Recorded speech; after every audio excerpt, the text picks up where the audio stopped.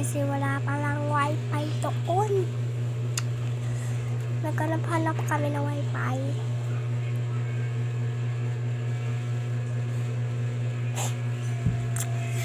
Naghanap kami ng wifi, tapos pumunta pa kami sa Jollibee. Tapos ginising ulit ako ni Mami kasi natutulog ako sa van. Sa van natutulog ako. Kaya yung tingnan mo, mulat na mulat pa ako kasi kakagising ko lang. Tapos umuwi na kami noon kasi dami namin pintuan dito. Nandito pa pinsan ko. Tulog na lang. Doon siya sa kabilang kwarto natutulog. Ako naman dito. Tingnan mo. Ganda ng kwarto ko.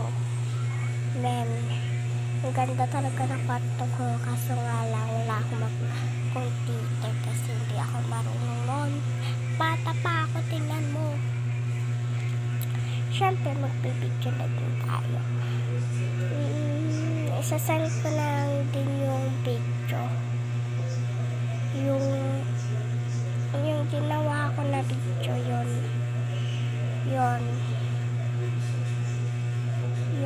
gagawa ko yun. Kung napanood na pala yung video na ginawa ko, yung next time, is mayroon talaga nakasirit dyan sa pintuan na yan. Diyan sa may kami diyan dito sa may ano na yan. Diyan nakala ko ako yun, pero hindi pala. Isa pa lang multo.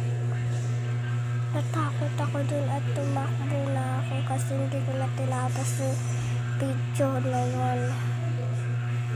Medyo kinabahan ako nun. Kaya hindi ko na tatapusin yun. Sige ha. Mag-comment lang kayo kung gusto naman ng video. Kung gusto na Minecraft, Roblox, may Roblox din ako. Gusto na. Sige, bye. Comment na kayo ha. Bye.